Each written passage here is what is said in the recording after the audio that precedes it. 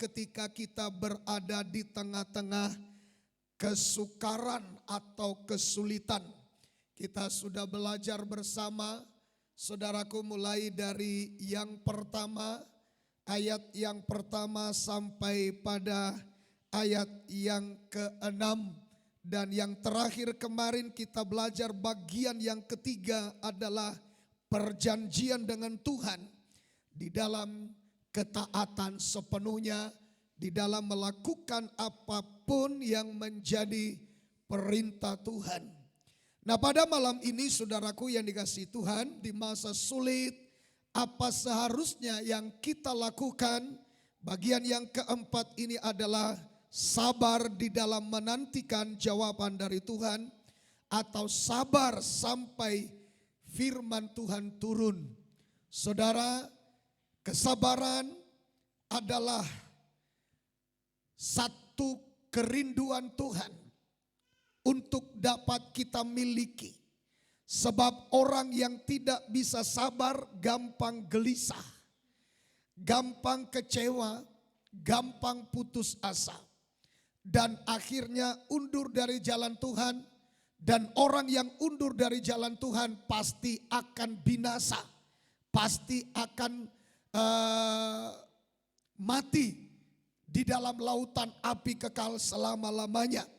Nah, untuk itu Bapak Ibu, melalui bacaan kita hari ini masih di dalam Yeremia pasal 42, sebab Yeremia ini pasal 42 ini adalah menjadi bahasan kita selama minggu-minggu ke depan dan di dalam ibadah-ibadah PA kita setiap hari Kamis. Dan saya berharap saudaraku kita memberi hati dengan sungguh-sungguh untuk dapat mengerti apa yang menjadi kehendak Tuhan di dalam hidup kita di masa-masa sukar, di masa-masa sulit, ya, di masa-masa atau hari-hari yang akan datang atau hari-hari yang akan kita lalui ke depan. Nah, kita coba melihat dalam Yeremia pasal 42 ayat 7. Nah, hari ini kita akan melihat sampai ayat yang ke-9. Dan kalau nanti saudaraku memungkinkan kita akan lanjutkan ke ayat yang ke-10. Nah, kita baca dulu ayat 7 sampai ayat yang ke-9. Mari silakan Pak. Yeremia 42 ayat 7 sampai dengan 9, demikian firman Tuhan. Ya. Sesudah 10 hari datanglah firman Tuhan kepada Yeremia. Terus 8, lalu Yeremia memanggil Yohanan bin Kareah dan semua perwira tentara yang ada bersama-sama dengan dia dan seluruh rakyat dari yang kecil sampai kepada yang besar. Terus 9, berkatalah ia kepada mereka, beginilah firman Tuhan Allah Israel, yang kepadanya kamu telah mengutus aku untuk menyampaikan permohonanmu ke hadapannya. puji Tuhan. Saudara, kita melihat dari ayat 7 sampai ayat 9 ini bahwa apa yang mereka harapkan dari Tuhan ketika mereka minta tolong untuk didoakan perjalanan mereka menuju Mesir, agar Tuhan dapat memberikan jawaban kepada mereka. Dan kita melihat saudara, di ayat yang ke-7, dibacakan Pak, ayat yang ke-7 itu. Ayat 7, Ya, sesudah 10 hari datanglah firman Tuhan kepada Yeremia. ya. Jawabannya adalah setelah 10 hari. Puji Tuhan. Ini termasuk cepat. Tapi tidak semuanya saudaraku yang dikasihi Tuhan bisa kita mengalami jawaban Tuhan dalam jangka 10 hari. Antara saudaraku yang dikasihi Tuhan, hari pertama sampai hari yang ke-10. Sebab ini tentu tidak persis 10 hari. Karena dikatakan sesudah 10 hari. Artinya selesai 10 hari baru firman Tuhan turun. Nah, antara hari pertama sampai hari ke-10 ini, tentu ini saudaraku hari penantian. Hari pertama, aduh bagaimana ini? Hari kedua, aduh makin gelisah. Mengapa? Karena suasana pada waktu itu sangat menegangkan. Mereka itu saudaraku selalu khawatir Raja Babel akan mengutus prajuritnya menangkap atau membunuh mereka. Dan ini saudaraku yang dikasihi Tuhan, tentu jantung mereka berdebar-debar. Kenapa lama sekali? Itu baru 10 hari Bapak Ibu. Bagaimana kalau 1 tahun? Bagaimana kalau 2 tahun? Bagaimana kalau 3 tahun? Tentu tidak perlu lagi pertolongan Tuhan. Tidak perlu lagi tuntunan Tuhan. Tidak perlu lagi firman Tuhan itu datang. Entah kapan itu kita gak ngerti. Ayo kita bertindak menurut maunya kita. Nah, disinilah Bapak Ibu yang saya maksud membutuhkan kesabaran. Sudah kurang banyak orang ditemukan saat ini yang bisa sabar dalam menanti jawaban dari Tuhan. Itu makanya ada istilah, ya, orang dunia, apa istilahnya itu? Pacar menolaknya, dukun bertindak. Apanya itu? Begitunya bahasanya.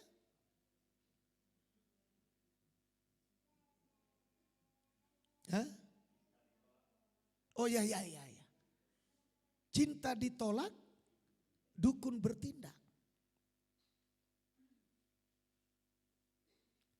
Nah, sama saya kira-kira gambarannya seperti itu. Kalau tidak ada lagi saudara Yeremia, kira-kira firman Tuhan itu, petunjuk Tuhan itu, ya udah. Yang lain kami akan minta tolong atau kami akan buat tujuan kami sendiri. Kami ambil keputusan kami sendiri. Walaupun sebenarnya mereka sudah memutuskan lebih dulu mereka akan ke Mesir. Sebab kalau kita melihat perikop daripada bacaan ini adalah memang mereka mau pergi ke Mesir. Mesir itu lambang dunia. Ya. Jadi sebenarnya terus terang Bapak Ibu, nanti kalau kita melihat langkah selanjutnya ke depan, bahwa mereka ini sebenarnya hanya alasan saja. Mereka minta didoakan oleh Yeremia. Sebenarnya mereka sudah memiliki keputusan sendiri. Nah, mengapa ini kita kupas, mengapa ini perlu kita belajar supaya kebodohan ini jangan diulangi, karena ini Tuhan tidak suka dengan sikap mereka ini. Ya. Sepertinya rohani minta petunjuk kepada Tuhan melalui Yeremia, sepertinya rohani minta didoakan rencana mereka kepada Tuhan oleh Yeremia, tapi mereka sendiri pun sudah mengambil keputusan mereka harus berangkat ke Mesir. Nah ini, nah Bapak Ibu Saudara yang dikasihi Tuhan, disinilah dibutuhkan kesabaran. Mengapa ada istilah kata Yesus? Mengapa ada perintah? Kalau boleh saya bilang ini juga mungkin perintah. Ada ketegasan dari Yesus. Agar kita, saya dan saudara, orang yang percaya kepadanya, berdoa dengan tidak jemu-jemu. Artinya di dalamnya supaya kita belajar sabar. Haleluya. Ayo kita lihat dulu Lukas 18 ayat yang pertama. Lukas 18 ayat yang pertama.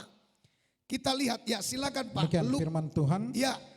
Yesus mengatakan suatu perumpamaan kepada mereka untuk menegaskan bahwa mereka harus selalu berdoa dengan tidak jemu-jemu.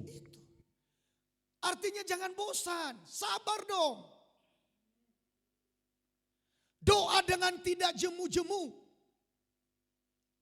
Saudaraku yang dikasihi Tuhan, diberi gambaran di dalam satu kota. Ada seorang hakim yang lalim, tidak takut sama siapapun. Jangankan sama siapapun, sama Tuhan pun dia tidak takut. Nah itu bayangkan, hakim yang lalim. Tapi ada seorang janda, dia minta haknya dibela oleh hakim ini. Saudara, apa yang terjadi? Hakim tidak mau peduli. Janda itu besoknya dia datang lagi. Hakim tidak peduli. Janda itu datang besoknya lagi. Hakim itu tetap menolak. Janda itu datang lagi. Dan akhirnya apa yang terjadi? Hakim kelelahan menghadapi si janda ini. Hakim bilang, wah gawat ini. Bisa-bisa nanti tengah malam aku diganggunya ini. Aku sendiri nanti jadi terganggu dibuatnya. Akhirnya hakim yang lalim itu, yang kepada Tuhan pun dia tidak takut. Dia bilang, panggil itu janda, tanyakan padanya apa yang perlu kita bantu. Nah, di ayat yang ke-6 coba perhatikan. Di ayat yang ke-6, ya silakan. Ayat Pak. Tuhan, Ya. ayat 6, kata Tuhan, camkanlah apa yang dikatakan hakim yang lalim itu. Terus 7, tidakkah Allah akan membenarkan orang-orang pilihannya yang siang malam berseru kepadanya? Dan adakah ia mengulur-ulur waktu sebelum menolong mereka? saudara, ini gambaran loh Bapak Ibu. Apa maksudnya saudaraku? Di sini ya dikatakan oleh Tuhan Yesus, camkan apa yang dikatakan hakim yang lalim itu. Camkan itu. Hakim yang lalim itu bilang, wah gawat ini. Aku bisa terganggu dibuatnya. Jangan-jangan nanti dia datang tengah malam, dia menyerang kita. Kita bisa terganggu. Ayo panggil dia. Apa yang bisa kita bantu? Dan Yesus bilang, camkan itu yang dibilang hakim itu. Tidakkah Allah akan membenarkan orang-orang pilihan yang siang malam berseru kepadanya? Apa maksudnya siang malam? Artinya tidak bosan, Apa artinya tidak siang malam? Artinya saudaraku, siang dan malam itu mengandung arti sabar. Sabar. Dibutuhkan kesabaran. Mengapa banyak kita gampang kecewa? Gak sabar. Begitu banyak orang tidak sabar dalam hidup ini. Bekerja di satu pekerjaan, bosan, tidak sabar. Maunya langsung jadi bos. Maunya langsung jadi hebat. Maunya langsung jadi ini. Kalau ibarat kerja langsung jadi kaya. Itu kan keinginan. Hidup ini perlu proses.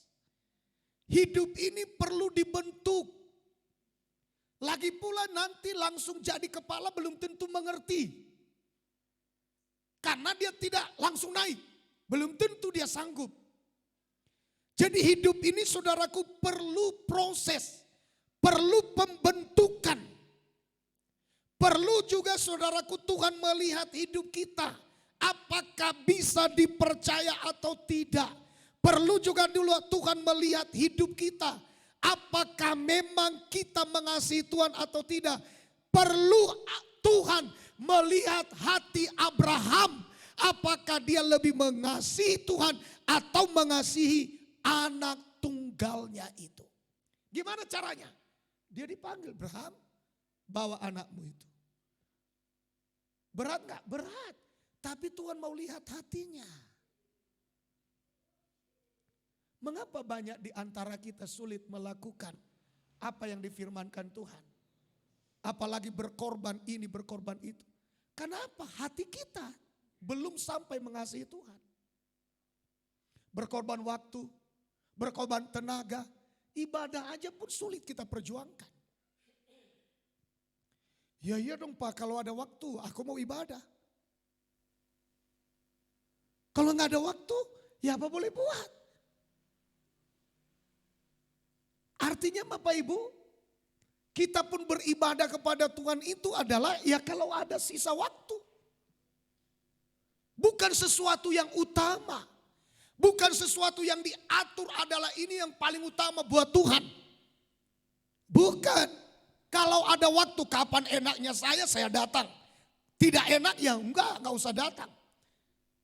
Kalau badan pegal enggak usah datang. Kalau lagi capek enggak usah datang.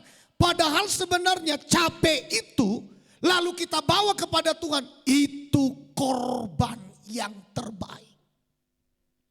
Itu sebenarnya yang disebut korban. Bukankah hamba itu saudaraku baru pulang dia dari ladang. Dan ketika dia sampai di rumah apakah tuannya mengatakan istirahat? Tidak. Sediakan makanan, layani aku sampai aku selesai makan. Itu kata tuannya. Camkanlah apa kata tuannya itu. Itulah yang diinginkan Tuhan dalam hidup setiap kita. Bahwa sebenarnya ada masa-masa di mana hidup kita ini keletihan. Tapi ketika kita bawa kepada Tuhan, itulah yang disebut korban. Itulah korban itu. Dan itu yang paling menyenangkan Tuhan. Itu korban. Karena bagi kita, bagi di hadapan Tuhan, kalau saudara bisa melakukan orang yang bisa dilakukan orang lain saat semua berjalan dengan baik, itu belum korban. Nah, kapan itu korban? Saat seperti itu orang lain tidak bisa lakukan, tapi kita bisa lakukan, itu korban. Contoh yang dilakukan Paulus dan Silas. Saat mereka di penjara. Baru dipukuli, baru dicambuk. 40 kurang 1, 39 kali hukuman cambuk bagi orang Yahudi. Dan bukan cambuk main-main. Memang itu betul-betul dihukum. Begitu mereka dimasukkan ke dalam penjara. Mereka tidak mengeluh. Alkitab mencatat. Ketika tiba tengah malam. Waktu yang terbaik untuk istirahat karena sudah capek. Waktu yang terbaik untuk dapat membaringkan diri karena badan mereka kesakitan. Tapi saat-saat orang lagi enak-enaknya tidur itulah. Mereka justru bangun dan mempersembahkan pujian dan penyembahan kepada Tuhan. Itulah yang saya sebut korban. Saudara tahu korban itu paling harum saudaraku. Korban itu paling menyenangkan, sorga itu gak bisa tenang. Aduh, luar biasa itu saudara. Itu korban yang paling menyentuh hati Tuhan. Penyembahan mereka sampai ke hadirat Tuhan dan Tuhan suruh malaikat. Dan malaikat turun, akhirnya gempa terjadi. Dan mereka terlepas. Belenggu mereka terlepas, pintu penjara terbuka dengan sendirinya. Sampai kepala penjara menghunus pedangnya mau bunuh diri. Paulus bilang, jangan kau apa-apakan dirimu. Kami semua masih di sini. Itu korban yang paling menyenangkan di hati Tuhan. Saudara, kalau kita bisa bersabar, itulah yang mau Tuhan lihat di hati kita. Itulah yang Tuhan mau lihat. Oh, dia tetap percaya. Aku belum jawab 1 hari, aku belum jawab 1 minggu, aku belum jawab 1 bulan, aku belum jawab 1 tahun. Oh, tapi dia tetap sabar. Itu yang Tuhan mau lihat di hati kita ini. Bapak Ibu, kita lihat apa yang dikatakan oleh Tuhan Yesus tadi. Berdoalah dengan tidak jemu-jemu. Belum dijawab, doa lagi. Belum dijawab, doa lagi. Belum dijawab, doa lagi. Bahkan kalau setan belum diusir, kata Tuhan Yesus, janganlah cukup hanya doa, tapi doa dan puasa. Itu meningkat. Perhatikanlah Yesus waktu dia punya masalah di Taman Getsemani itu. Perhatikan cara dia berdoa. Begitu mereka sampai di Taman Getsemani, dia ajak Petrus, Yohanes maju untuk berdoa. Ketika dia makin tidak tahan, dia maju lagi ke depan dan berdoa. Ketika dia tidak tahan, saudaraku, yang maju lagi ke depan. Artinya lebih dalam, lebih dalam, lebih dalam. Makin berat tekanan, harusnya saudaraku yang dibutuhkan adalah makin dalam. Bukan malah kecewa. Bukan malah putus asa, bukan malah menyalahkan Tuhan. Coba lihat Yesus itu waktu dia berdoa. Tidak, saudara. Ia tinggalkan murid yang 2 orang tadi. Ia maju lagi selangkah ke depan. Dia masuk lebih dalam. Ia bergumul lebih dalam. Ia maju lagi ke depan. Ia masuk lagi lebih dalam. Itu membuktikan kesungguhan dia percaya kepada Bapa. Sampai Alkitab mengatakan malaikat turun memberikan kekuatan kepadanya. Ia maju untuk memikul salib karena kekuatan sudah turun. Jadi masalah gak perlu ditolak. Tantangan gak perlu ditolak. Yang kita minta adalah kekuatan untuk melewati masalah itu. Haleluya. Masalah tetap ada, beban tetap ada, pergumulan tetap ada. Setan tetap bekerja menutup jalan bagi orang-orang percaya. Jangan persoalkan apakah jalan saudaraku ditutup lebih parah dari hari-hari yang lalu. Yang perlu adalah mari kita datang kepada Tuhan. Mari kita ketat lagi, perketat doa kita. Makin dalam, makin dalam, makin dalam. Sampai pertolongan datang dari sorga. Untuk memberi kita kemampuan, memberi kita kekuatan. Untuk dapat melewati setiap masalah yang ada. Itu yang kita butuhkan Bapak Ibu. Jadi dibutuhkan kesabaran. Ada jarak antara ya hari pertama mereka datang minta doa. Ada 10 hari masa tenggang menanti waktu itu, kebetulan ini 10 hari. Kan sama kita belum tentu 10 hari. Ya, tapi dibutuhkan kesabaran. Dibutuhkan hati ini sabar menanti. Supaya kita jangan gampang-gampang kecewa. Saya ajak saudara untuk belajar dari Daniel. Mari kita lihat, buka Daniel pasal 10. Ya, Daniel pasal 10. Ya. Nah, di sini saudaraku, kalau kita lihat di ayat 2, pada waktu itu aku Daniel berkabung 3 minggu penuh. Ya. Bahkan di sana dia katakan makanan yang sedap tidak kumakan. Ya, daging dan anggur tidak masuk ke dalam mulutku. Dan aku tidak berurap sampai berlalu 3 minggu penuh. Ya.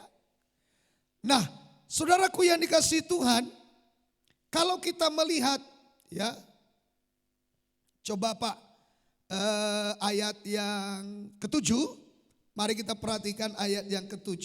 Daniel 10 ayat 7. Ya, Hanya aku Daniel melihat penglihatan itu, Ya. tetapi orang-orang yang bersama-sama dengan aku tidak melihatnya. Terus? Tetapi mereka ditimpa oleh ketakutan yang besar sehingga mereka lari bersembunyi. terus Pak.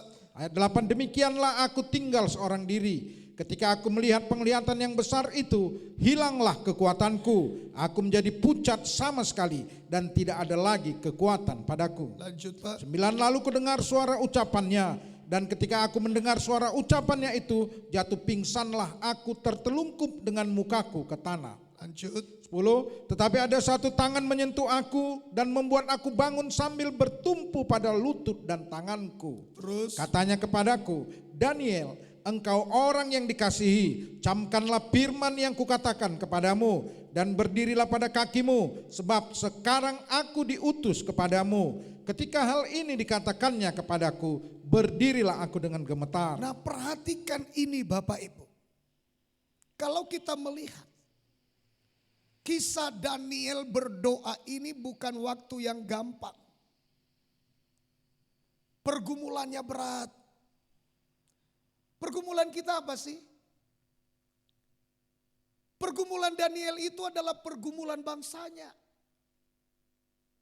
Berapa orang mereka yang memperjuangkan keselamatan bangsanya? Kita kadang-kadang hanya pergumulan pribadi kita loh Bapak Ibu. Sebesar apa pergumulan kita dibanding dengan pergumulan Daniel, satu bangsa. Nyawa bangsanya, keselamatan bangsanya, kesejahteraan bangsanya. Itu yang ia perjuangkan. Dan pada waktu itu saudaraku, dia berdoa kepada Tuhan mohon petunjuk. Dan kalau kita melihat di sini di ayat 12, silakan Pak. Ayat 12. Ayat 12, ya. Lalu katanya kepadaku, Ya. janganlah takut Daniel, sebab telah didengarkan perkataanmu sejak hari pertama engkau berniat untuk mendapat pengertian dan untuk merendahkan dirimu di hadapan Allahmu, dan aku datang oleh karena perkataanmu itu. Ya. Hari pertama doanya sudah dijawab. Hari pertama doanya sudah dikabulkan. Katanya kepadaku, jangan takut Daniel, sebab telah didengarkan perkataanmu, doamu maksudnya, sejak hari pertama engkau berniat untuk mendapat pengertian dan untuk merendahkan dirimu di hadapan Allahmu. Dan aku datang oleh karena perkataanmu itu. Lalu sampai kapan? Hari pertama doanya sudah dikabulkan. Hari pertama doanya sudah dijawab. Lalu berapa lama prosesnya baru sampai? 21 hari. Ayo Pak, ayat 13. Ayat 13. Ya. Pemimpin kerajaan orang Persia Ya. berdiri 21 hari lamanya menentang aku. Terus? Tetapi kemudian Mikael, salah seorang dari pemimpin-pemimpin terkemuka, datang menolong aku. Dan aku meninggalkan dia di sana berhadapan dengan raja-raja orang Persia. Malaikat Gabriel ketika datang kepada Daniel mau menyampaikan jawaban doanya di hari pertama. Dia dihadang oleh pemimpin kerajaan Persia. Kalau dia tidak sabar terus berdoa, barangkali hari ke-21 doanya tidak sampai. Tapi masalahnya saudaraku yang dikasihi Tuhan, Daniel bertekun dalam doa, dia sabar walaupun dalam penderitaan karena dia harus membatasi dirinya dalam hal makanan. Itu menyiksa diri Bapak Ibu, tidak enak, tidak mengenakan pada fisik, tidak mengenakan sebenarnya pada tubuhnya, tapi dia sabar. Tuhan membutuhkan kesabaran. Anak-anak Tuhan, sering sekali doa kita sudah dijawab. Tapi masalahnya karena kurang sabar, akhirnya kita tinggalkan jam-jam doa kita. Kita mulai berkata Sonia Tusan. Gak ngerti kita. Entah benar ini, entah tidak ini. Hanya berdoa-berdoa saja, kita sudah berdoa. Jawaban belum juga datang. Padahal hari ini kita mau belajar saudaraku. Bahwa lewat kitab Yeremia yang kita baca ini. Kita diajar untuk bersabar dalam menanti jawaban dari Tuhan. Sabar. Sabar. Berapa banyak di antara kita kurang sabar. Berkat dalam perjalanan kita kurang sabar. Akhirnya saudaraku berkat lari. Sering kita mendengarkan ilustrasi pada waktu seseorang berdoa.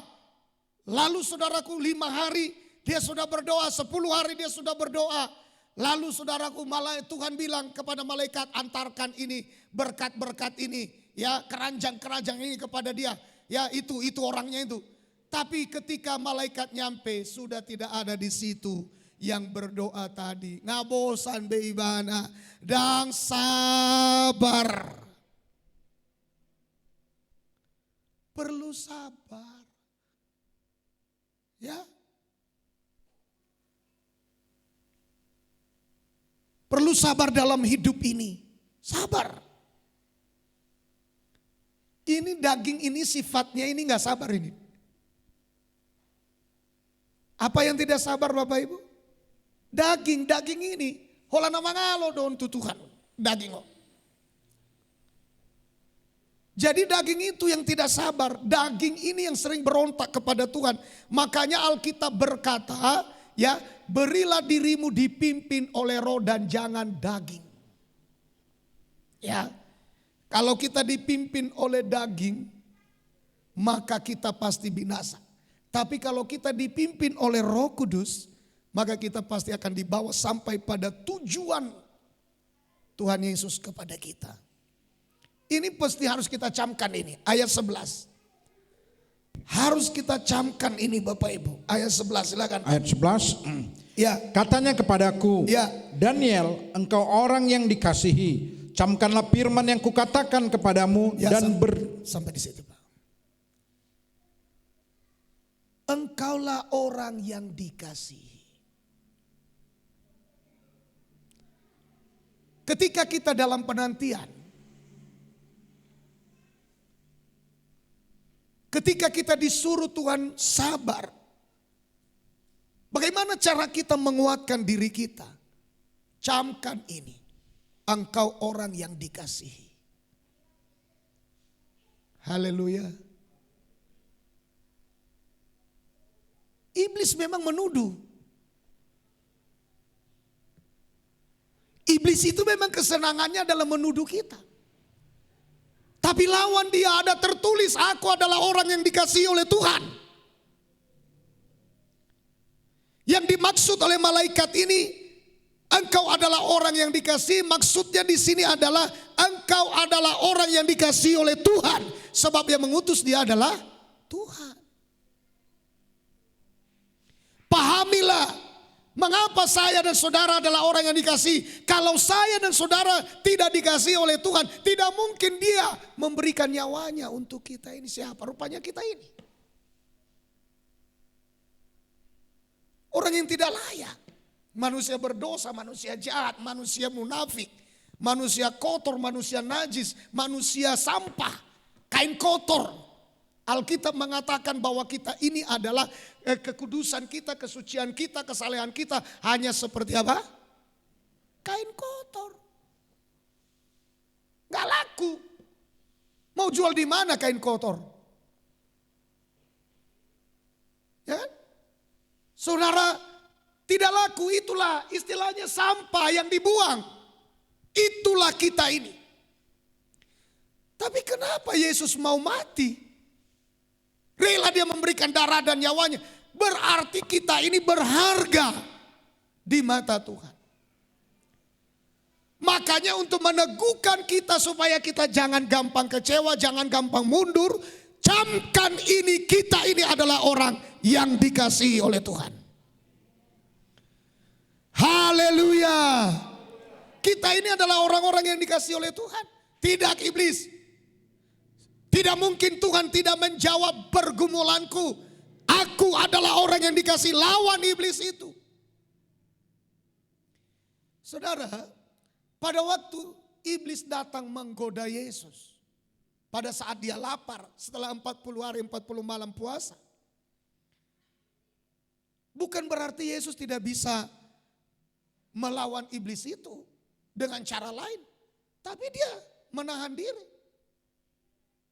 Dia mencoba melawan iblis hanya dengan cara ada tertulis.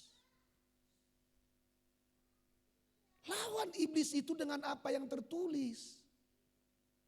Aku ini orang yang dikasihi Tuhan. Hadapi saudaraku tekanan iblis, tekanan setan yang mengintimidasi kita ketika ada jarak masa tenggang waktu antara hari pertama kita berdoa, hari kedua sampai doa kita dikabulkan. Gunakan itu saudaraku dengan memperkatakan ada tertulis. Sehingga iblis tidak menuduh kita, tidak menekan kita, tidak mengintimidasi kita. Tapi kita mengucapkan ada tertulis. Dan apa yang tertulis itu, mengapa Yesus harus mengucapkan ada tertulis? Mengapa? Kalau ada orang bilang sama saudara, apakah ini punyamu? Ya, itu punyaku. Apa buktinya? Nah di situ harus ada tertulis. Apakah ini tanahmu? Ya, ada tertulis ini. Bacalah suratnya. Makanya yang tertulis itu yang menjadi kemenangan kita. Coba orang mau ke pengadilan gak ada suratnya, pasti kalah. Mau kemanapun itu dibawa, kalau gak ada suratnya, walaupun memang itu punya dia, tapi surat-suratnya apalah selebar pedang dong. Gak bisa dia menang. Apa buktinya? Itu punya. Nah itu yang dimaksud oleh Yesus melawan iblis. Maka ia ungkapkan ada tertulis. Yang tertulis itulah yang tidak dapat dibatalkan oleh apa dan siapapun.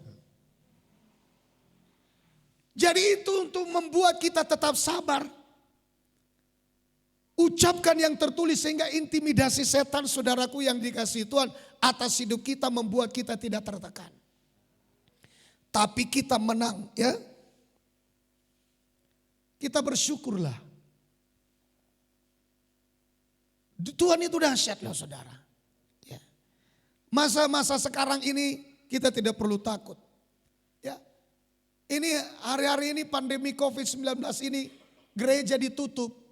Tapi justru orang-orang percaya belajar bagaimana menginjil lewat YouTube, menginjil lewat online, bagaimana mendoakan orang tanpa batas. Sekarang dunia bisa dijangkau. Kita lihat saudaraku sekarang orang-orang mendoakan dari satu benua ke benua yang lain. Mujizat tetap bisa terjadi. Artinya saudaraku yang dikasihi Tuhan, Tuhan tidak berhenti bekerja. Tetap Tuhan bekerja dengan cara lain. Haleluya. Kita harus jangan pernah putus asa dalam hidup ini.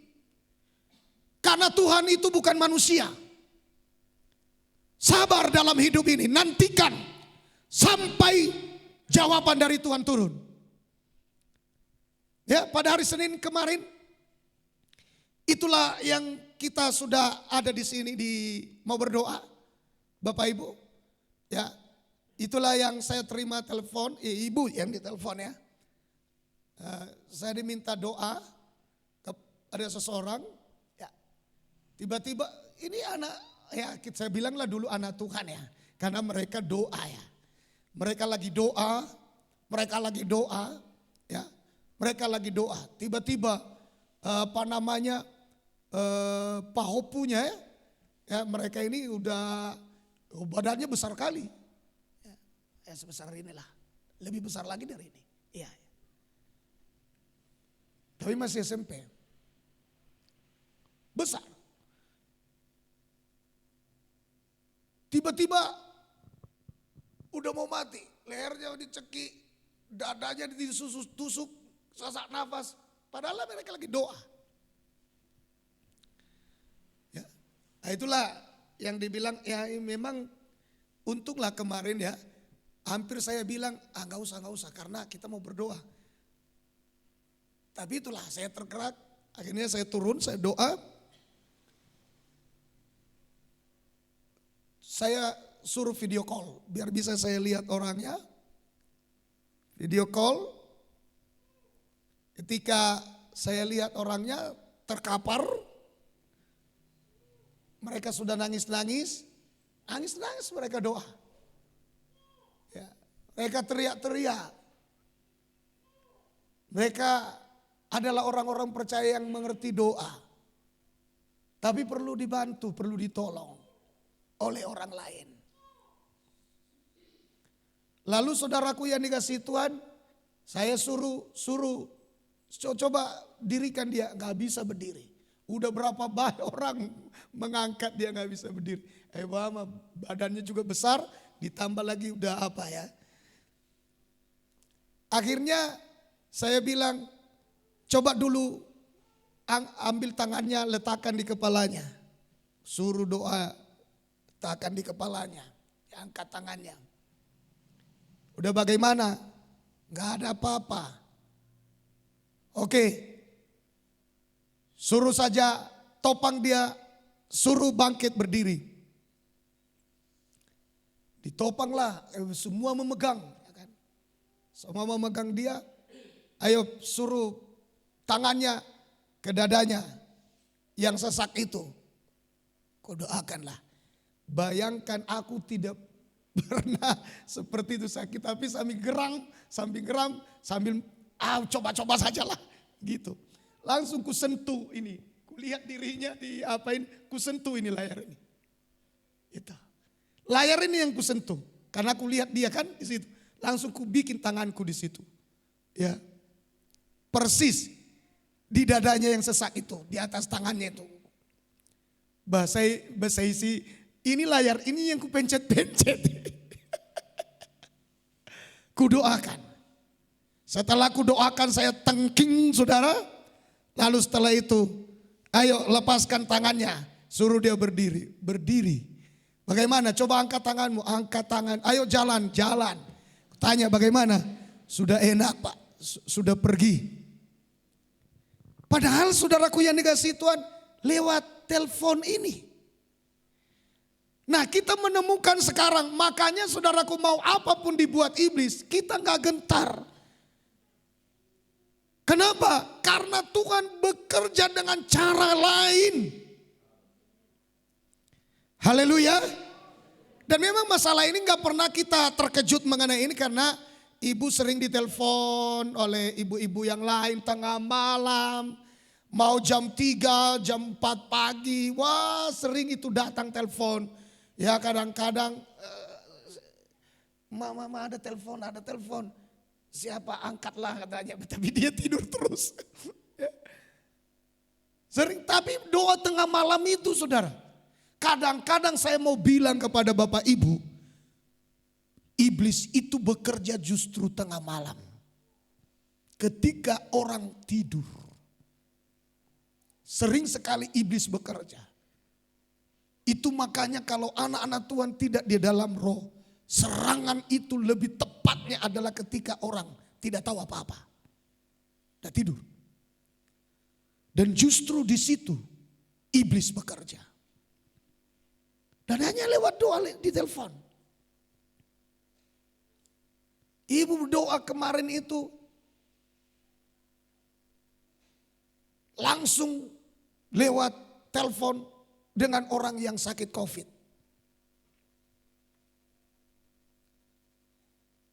Hanya dalam beberapa hari dinyatakan negatif. Ya.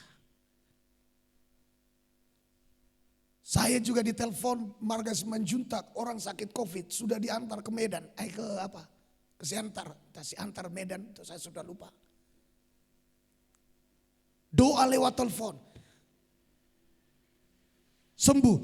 Makanya saya bilang, pastikan bahwa kita ini adalah orang yang dikasihi Tuhan. Kalau ada anak minta sama orang tuanya, sadar kalau orang tuanya sayang sama dia. Bukan berarti ketika tertunda bahwa orang tuanya tidak sayang lagi sama aku. Bukan. Ada proses yang harus membuat kita sabar dalam menunggu. Sadar dia, orang tua aku sayang kok sama aku.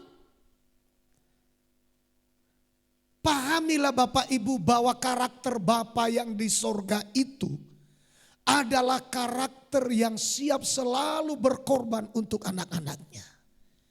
Darah dan nyawanya ya korbankan kok buat kita. Sabar.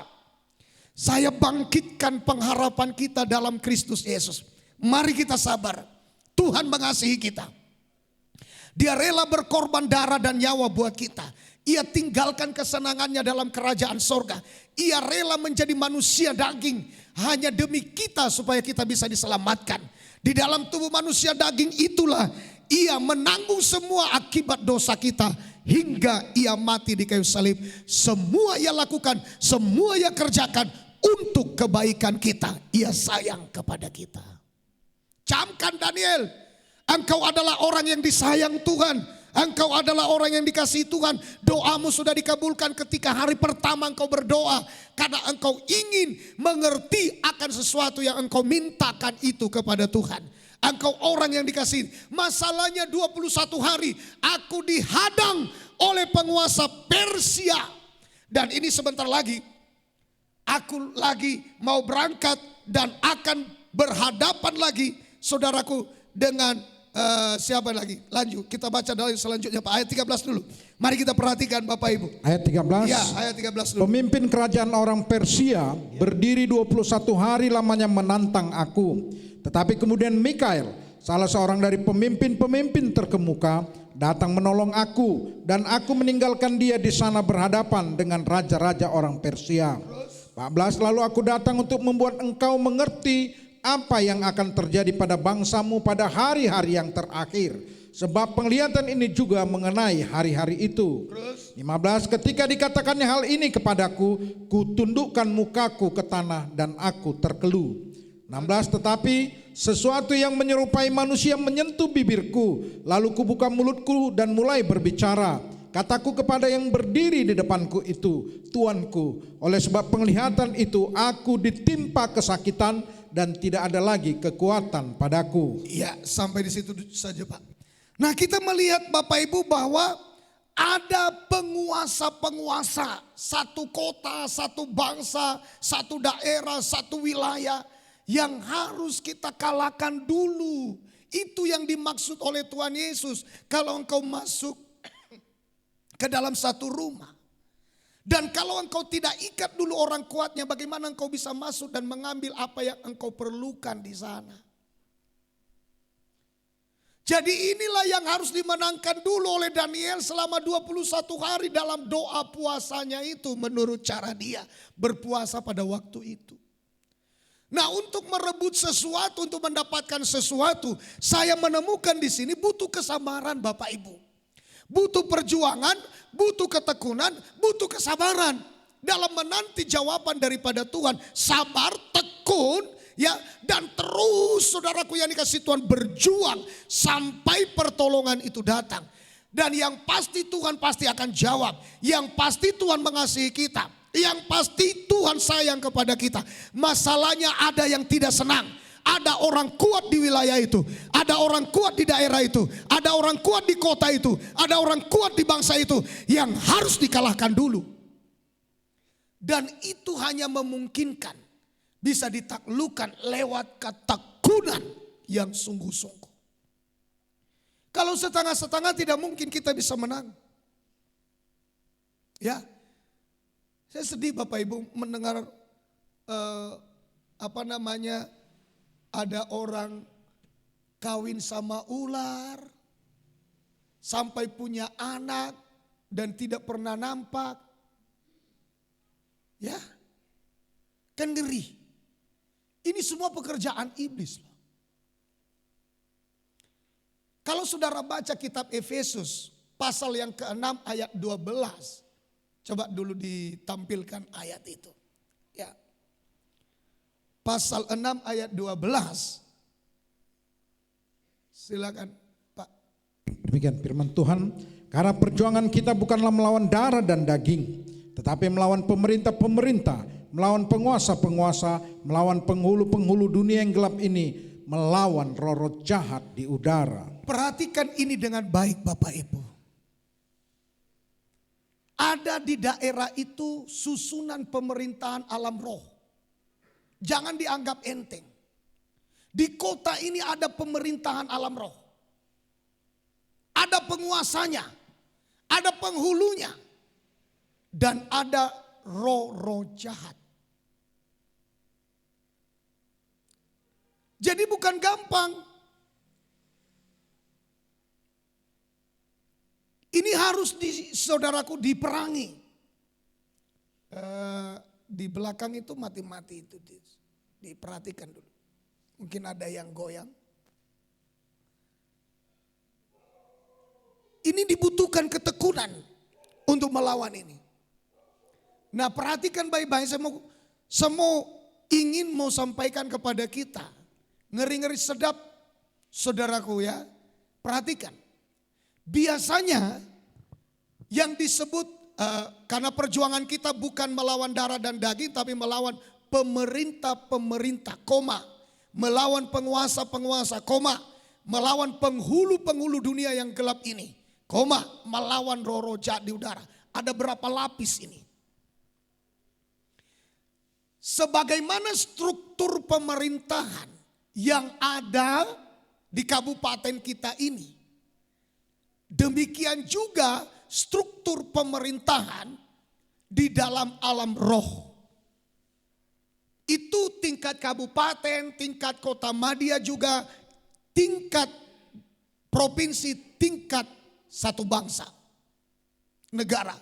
Begitu ada strukturnya secara alam roh. Hanya tidak bisa kita lihat dengan mata jasmani kita. Dengar baik-baik. Biasanya supaya lancar pemerintahan roh-roh iblis ini di dalam alam roh, supaya lancar, maka mereka saudaraku berkuasa melalui pemerintahan alam nyata.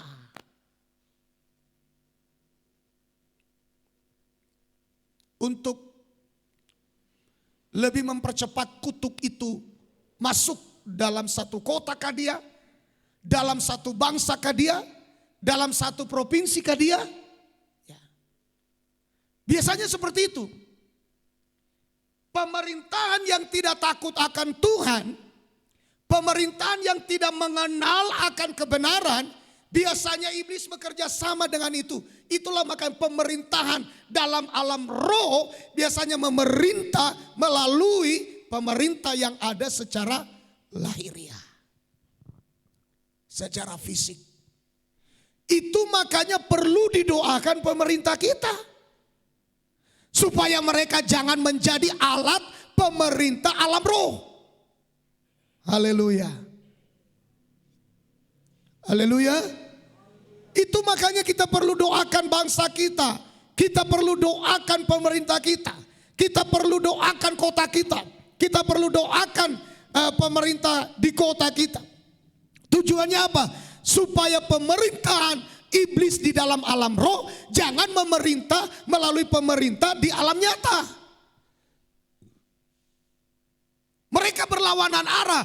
Pemerintahan di alam nyata, mereka berlawanan dengan pemerintahan di alam roh. Baru tidak bisa nyambung. Nah, ini hanya memungkinkan kalau gereja terlibat berdoa sungguh-sungguh. Apalagi saudaraku yang dikasihi Tuhan, kalau pemerintahan berdiri karena dukun, gawat. Itu pasti iblis memerintah melalui pemerintahan secara alam nyata. Makanya kita doa. Haleluya. Katakan amin saudara. Nah, untuk itu Bapak Ibu, ya saya lanjutkan ya. Ya, setelah 10 hari barulah Tuhan berfirman. Mengapa tidak langsung? Saya percaya Bapak Ibu bahwa Tuhan tidak pernah keliru. Tuhan pasti bertindak menurut hikmat kebijaksanaan yang Ia miliki. Apa maksudnya? Seharusnya di masa tenggang 10 hari itu harusnya mereka saling menasehati, saling mengingatkan. Aduh maksudnya. Sudah kita putuskan, kita mau berangkat ke Mesir. Tapi kita menanti-nantikan jawaban dari Tuhan. Bertobatlah kita bah, jawaban dari Tuhan itulah yang perlu kita tunggulah. Jadi ada masa tenggang untuk mereka saling menasehati, saling meluruskan, saling membangun, saling menguatkan satu dengan yang lain. Supaya nanti firman inilah yang harus ditunggu. Jangan keputusan mereka pribadi secara daging yang harus dilaksanakan. Apalagi Yeremia juga ada di situ. Sabar kalian ya. Belum ada firman ku terima dari Tuhan mengenai hasil doa kita kemarin. Tapi saya mau tanya dulu sama kalian. Ya, adakah rencana-rencana kalian yang lain sebelum firman Tuhan turun? Sebelum petunjuk Tuhan turun? Bertobat kalian ya, biar nanti rencana Tuhan yang terbaik. Ada masa tenggang untuk memperbaiki diri. Untuk saudaraku yang dikasihi Tuhan membentuk hidup kita menjadi lebih baik, lebih berkenan kepada Tuhan sambil menanti, sambil memperbaiki diri. Dan itulah yang diinginkan Tuhan dalam hidup kita. Saudara, masa-masa tenggang menantikan jawaban dari Tuhan, ada perbaikan-perbaikan yang terjadi di dalam kehidupan kita. Katakan amin. Haleluya. Ada perbaikan. Saya yakin Bapak Ibu bahwa Tuhan punya rencana, Tuhan punya tujuan. Itu makanya Ia tidak langsung menjawab di hari pertama itu firman langsung turun melalui Yeremia. Tapi ada waktu tenggang supaya mereka bisa saling sadar, saling menasehati, saling menguatkan agar yang betul-betul kita lakukan adalah apa yang menjadi jawaban dari Tuhan. Bapak Ibu yang dikasihi dan diberkati oleh Tuhan, ke depan kita akan melihat ayat-ayat selanjutnya dan kita akan belajar di dalamnya. Hari ini Tuhan memberi kita satu pelajaran di dalam menanti jawaban doa dibutuhkan kesabaran. Sabar. Katakan amin. Sabar. Ya, saya yakin dan percaya orang sabar dikasihi Tuhan. Tuhan Yesus